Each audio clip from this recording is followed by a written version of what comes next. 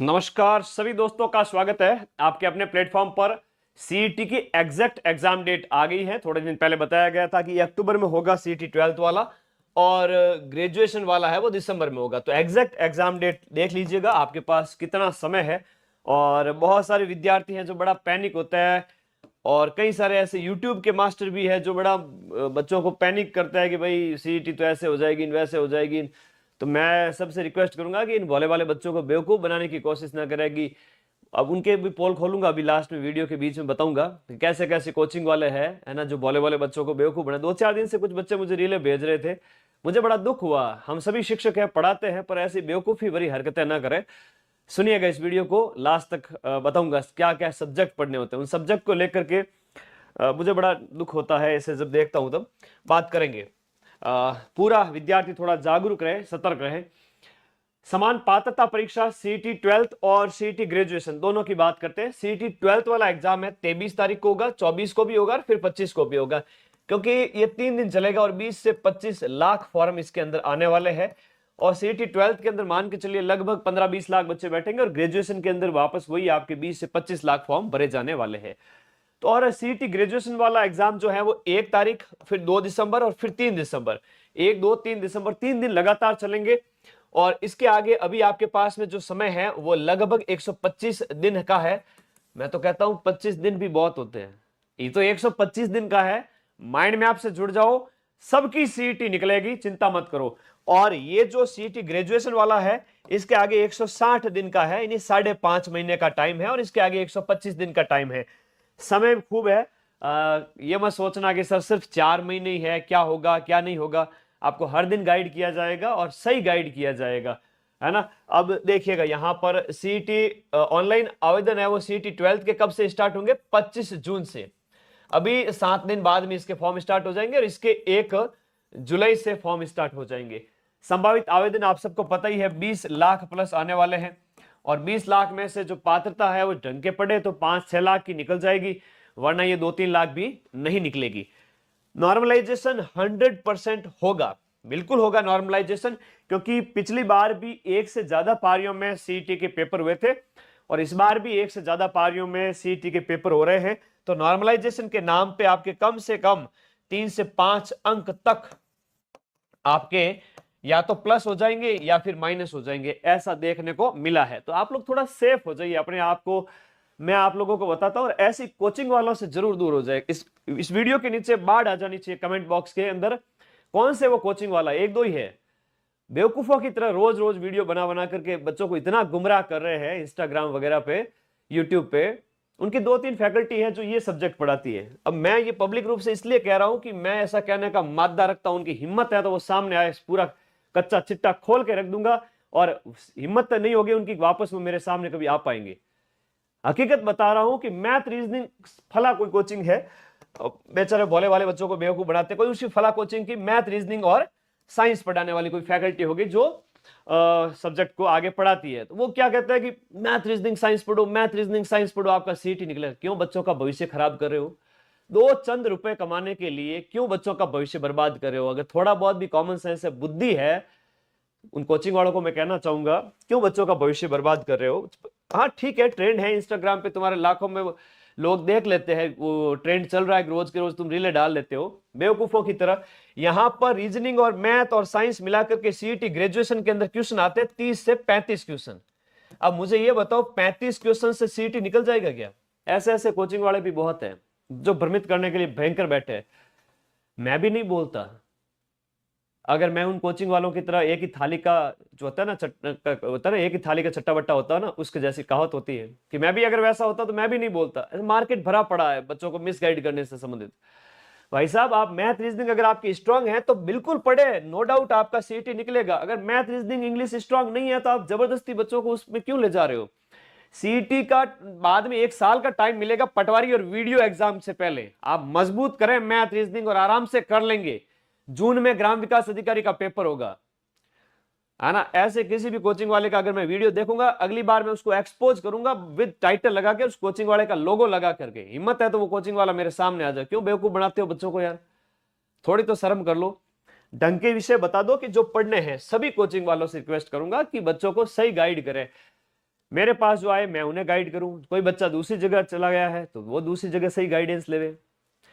आप miss guide ना करें अगर सही गाइड नहीं कर सकते तो। सीईटी 12th में जरूर ये 40+ क्वेश्चंस आ जाते हैं मैथ, रीजनिंग और साइंस के, और सीईटी ग्रेजुएशन के अंदर तो उससे भी कम आते हैं। राजस्थान जीके, इंडिया जीके के लास्ट ईयर के पेपर उठा के देख लेना, 75 क्वेश्चंस हैं इंडिया जीके, राजस्थान जीके। और राजस्थान जीके तो आराम से आप 90% कर सकते हो, आप आराम से 90% क्वेश्चंस कर सकते हो। अधीनस्थ बोर्ड के एलिमिनेशन मेथड को अपनाओ, है ना। और इंडिया जीके में भी पॉलिटी, इंडिया जीके के अंदर भी आपकी पॉलिटी हो गई, ज्योग्राफी है, हिस्ट्री है, बड़ी जो 80% 70% क्वेश्चंस तो सही किए जा सकते हैं, बाकी को नहीं आ रहे हैं तो पांचवा गोला भर देवे। हिंदी आप आराम से कर सकते हो, जिसमें से आपके 11 क्वेश्चंस आते हैं। 11 का पिछली बार तो 15 के लगभग क्वेश्चंस आए थे, सीटी ग्रेजुएशन की बात कर रहा हूं, करंट के लगभग 15 क्वेश्चंस आए थे। तो 30 और कितने हो गए, 100+ क्वेश्चंस है वो जा रहे हैं आपके सिर्फ और सिर्फ राजस्थान जी के, इंडिया जी के, हिंदी और करंट मिला करके। धन्य है ऐसे कोचिंग वाले, जो मैं तो बड़ा दुखी होता हूं। हाँ बिल्कुल। अरे वो रीले आ जाती है मेरे आगे। कल परसों किसी विद्यार्थी ने भेजी थी कि सर ऐसे ऐसे कोचिंग वाले डरा रहे हैं, क्या करें। भाई साहब धंधे के लिए बुरा न करें बच्चों का। हकीकत यह है कि राजस्थान जीके, इंडिया जीके, हाँ इसमें अगर आप रीजनिंग को नहीं भी पढ़े तो भी अच्छा कर लोगे, ये बहुत बढ़िया सब्जेक्ट है, यहां से भी आप 10 क्वेश्चन ले सकते हो। आप इंडिया जीके, राजस्थान जीके के 75 क्वेश्चन, करंट हिंदी के लगभग 10+ क्वेश्चन, करंट अफेयर्स के क्वेश्चन 10+, रीजनिंग के प्रश्न करिए।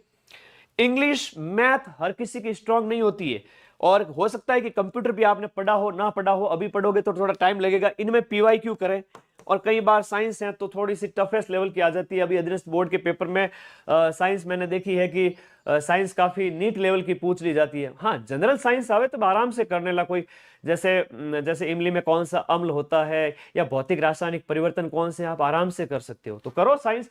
इन विषयों में भी आप, मैं कहूंगा कम से कम 20 क्वेश्चंस, 50 में से 20 क्वेश्चंस और सही कर सकते हो, चाहे साइंस है, चाहे कंप्यूटर है, इंग्लिश का पैसेज है, चाहे रीजनिंग के सरल प्रश्न है, चाहे मैथ है। तो हम सभी कोचिंग वाले जो है बच्चों को मिसगाइड ना करें, जो भी मिसगाइड करेगा उसको तो मैं एक्सपोज करूंगा, ठीक है। तो ये जो 100 क्वेश्चन यहाँ जीके में, हिंदी में, करंट में आ रहे हैं, तो आप इसमें से इसके ऊपर अभ्यास करें। और जीके लंबे समय से पढ़ते हुए आ रहे हो, किसी बच्चे की मैथ जो है इंग्लिश से स्ट्रांग नहीं है तो एकदम से कैसे करेगा, उसको वक्त लगेगा, 6 महीने साल भर, तो उसके लिए वक्त है। तो उसके बारे में थोड़ा सा मुझे थोड़ा सा लगा सही नहीं, इसलिए मैंने बता दिया आप लोगों को। पढ़े, मस्त रहे, और लास्ट के अंतिम 1 महीने में अभी ये 100 क्वेश्चंस के लिए मैटर पर्याप्त है, बढ़िया तरीके से इसकी तैयारी करें, और उसमें भी करें। अगर आपकी मैथ स्ट्रांग है तो मैं मना नहीं कर रहा हूं, मैथ, रीजनिंग, साइंस, कंप्यूटर, अगर इंग्लिश आती है तो करो, और नहीं आ रही है तो धीरे धीरे अभ्यास करेंगे। ग्राम विकास अधिकारी पटवारी का पेपर साल भर बाद में होगा, बाद में कर लीजिएगा, ठीक है। कभी भी विद्यार्थी हित में गलत सलाह नहीं दी, कभी भी विद्यार्थी हित में ऐसा नहीं कि यूट्यूब पे ऐड स्टार्ट कर दी पैसे कमाने के लिए, कभी भी जो है हद से हथकंडे नहीं अपने। हाँ बैच हम, और एलिजिबिलिटी मैं थोड़ी बता देता हूं। एलिजिबिलिटी को लेकर के आपका कोई डाउट है, 18 साल आपकी कम से कम एज हो जानी चाहिए, यानी कि 1/1/2009, 1/1/2009 तक आप 18 साल के हो जाने चाहिए, तो आप सीईटी का फॉर्म भर पाएंगे। और फाइनल ईयर में है तो आप सीईटी ग्रेजुएशन का फॉर्म भर सकते हैं। और सेकंड ईयर, फर्स्ट ईयर में है, या सेमेस्टर 6 होते हैं, चौथे सेमेस्टर तक आए हैं तो 12th वाला ही फॉर्म भर पाएंगे, 5वें और 6ठे में है तो आप ग्रेजुएशन का फॉर्म भर पाएंगे।